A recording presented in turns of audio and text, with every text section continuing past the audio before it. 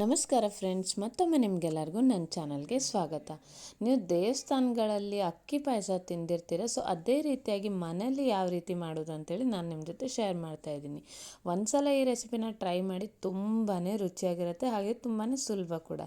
ಇದಕ್ಕೆ ಮೋಸ್ಟ್ಲಿ ಬಾಸ್ಮತಿ ಅಕ್ಕಿ ಇದ್ದರೆ ತುಂಬ ರುಚಿಯಾಗಿರುತ್ತೆ. ಬಟ್ ಪರವಾಗಿಲ್ಲ, ಯಾವುದೇ ಅಕ್ಕಿ ಕೂಡ ತೊಗೊಳ್ಬೋದು.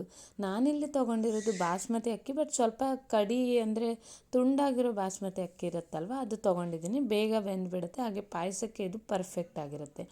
ಅದನ್ನು ಚೆನ್ನಾಗಿ ಒಂದು 2-3 ಸಲ ತೊಳೆದಿದ್ದೀನಿ. ಅದನ್ನು ಒಂದು 5-10 ನಿಮಿಷ ನೆನೆಸಿದ್ರೆ ಸಾಕಾಗುತ್ತೆ. ತುಂಬ ನೆನೆಬೇಕು ಅಂತ ಏನಿಲ್ಲ. ಹಾಲು ಕುದಿಯೋಷ್ಟ್ರ ತನಕ ಇದು ನೆನೆದ್ಬಿಟ್ರೆ ಸಾಕಾಗುತ್ತೆ. ಇವಾಗ ನಾನು ಇಲ್ಲಿ ಹಾಲು ಆಲ್ರೆಡಿ ಕಾಸಿದ್ದೀನಿ, ಬಟ್ ಆದರೆ ಅದನ್ನು ಫ್ರಿಜ್ಜಲ್ಲಿ ಇಟ್ಟಿದೆ. ಅದಕ್ಕೆ ಇದನ್ನು ಮತ್ತೆ ಒಂದು ಸಲ ಕುದಿಸ್ಕೊಳ್ತಿದ್ದೀನಿ. ಹಾಲಿಗೆ ಸ್ವಲ್ಪ ನೀರು ಹಾಕ್ಕೊಂಡಿದ್ದೀನಿ, ತುಂಬ ನೀರೇನು ಬೇಡ. ಅಂದರೆ ಒಂದು ಅರ್ಧ ಲೀಟ್ರ್ ಹಾಲಿಗೆ ಒಂದು ಗ್ಲಾಸಿಂದ 2 ಗ್ಲಾಸಷ್ಟು ನೀರು ಹಾಕ್ಕೊಂಡ್ರೆ ಸಾಕಾಗತ್ತೆ. ಸೊ ಹಾಲಿಗೆ ನೀರು ಹಾಕ್ಕೊಂಡಿದ್ದೀನಿ. ಒಂದು ಸ್ವಲ್ಪ ಬಿಸಿ ಆದ ತಕ್ಷಣ ಅಕ್ಕಿ ಹಾಕ್ಕೊಳ್ತಾ ಇದ್ದೀನಿ.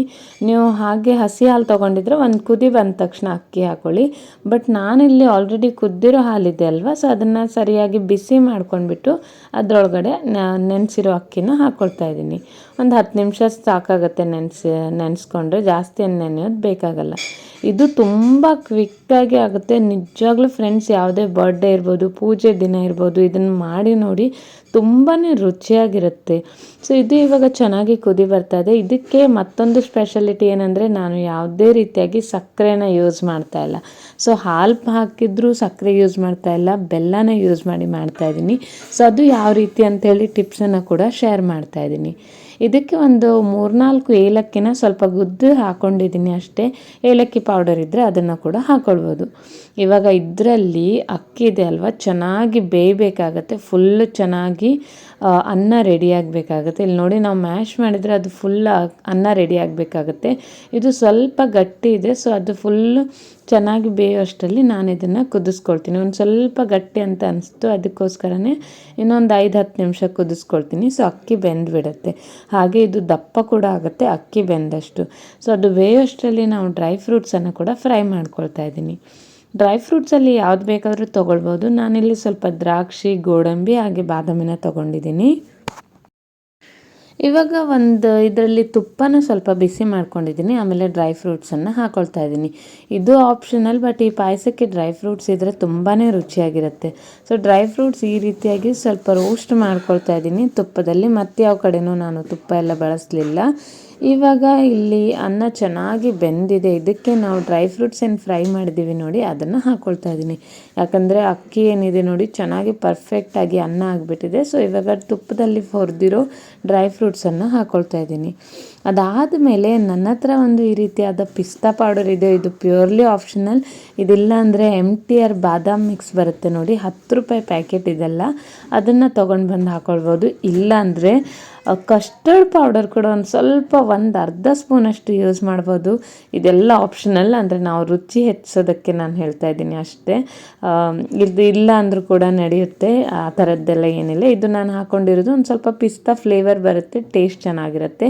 ಬಾದಾಮ್ ಮಿಕ್ಸ್ ಹಾಕಿದರೆ ಬಾದಾಮ್ ಹಾಗೆ ಕೇಸರ್ ಫ್ಲೇವರ್ ಬರುತ್ತೆ ಅಂಥೇಳಿ ಅಷ್ಟೇ, ಮತ್ತೆ ಯಾವುದಕ್ಕೂ ಅಲ್ಲ.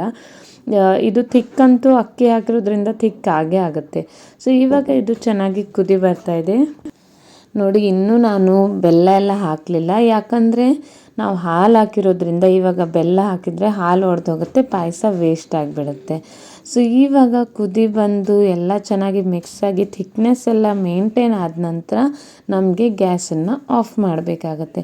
ಸೊ ಬೆಲ್ಲ ಹಾಕಬೇಕಾದ್ರೆ ನೀವು ಯಾವುದೇ ಪಾಯಸ ಮಾಡಿ ಗ್ಯಾಸನ್ನು ಆಫ್ ಮಾಡಿಬಿಟ್ಟು ಬೆಲ್ಲ ಹಾಕ್ಕೊಂಡು ಅದ್ರ ಮೊದಲೇ ನೀವು ಬೆಲ್ಲ ಹಾಕ್ಕೊಳ್ಳೋದಕ್ಕೆ ಹೋಗಬೇಡಿ.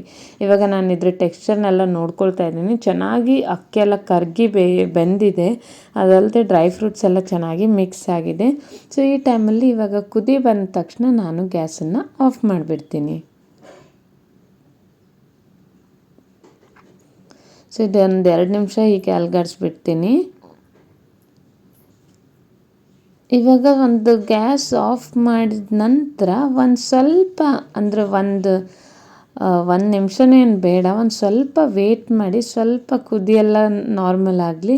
ಅದಾದ ನಂತರ ಇದಕ್ಕೆ ಬೆಲ್ಲ ಹಾಕ್ಕೊಳ್ಳಿ. ಬೆಲ್ಲ ನಾನು ಇದು ಮಾಡ್ಕೊಂಡಿದ್ದೀನಿ, ತುರ್ಕೊಂಡಿದ್ದೀನಿ ಅಷ್ಟೇ. ಬೆಲ್ಲನ ಆ್ಯಡ್ ಮಾಡ್ಕೊಳ್ತಾ ಇದ್ದೀನಿ. ಎಷ್ಟು ಸ್ವೀಟ್ ಬೇಕೋ ಅಷ್ಟು ಬೆಲ್ಲ ಹಾಕಿದ ನಂತರ ಇದ್ರ ಬಿಸಿಗೇನಿದೆ, ಹಾಲಿನ ಬಿಸಿಗೆ ಹಾಗೆ ಪಾತ್ರೆ ಬಿಸಿಗೆ ಇದು ಬೆಲ್ಲ ಕರಗಿಬಿಡತ್ತೆ.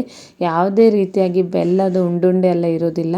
ಬೆಲ್ಲ ಹಾಕಿದ್ದಕ್ಕೆ ಪಾಯಸದ ಕಲರ್ ಕೂಡ ಚೇಂಜ್ ಆಗುತ್ತೆ. ನಿಮಗೆ ದೇವಸ್ಥಾನಗಳಲ್ಲಿ ಸಿಗುವಂಥ ಪಾಯಸದ ಥರನೇ, ಪ್ರಸಾದದ ಥರನೇ ಇರುತ್ತೆ.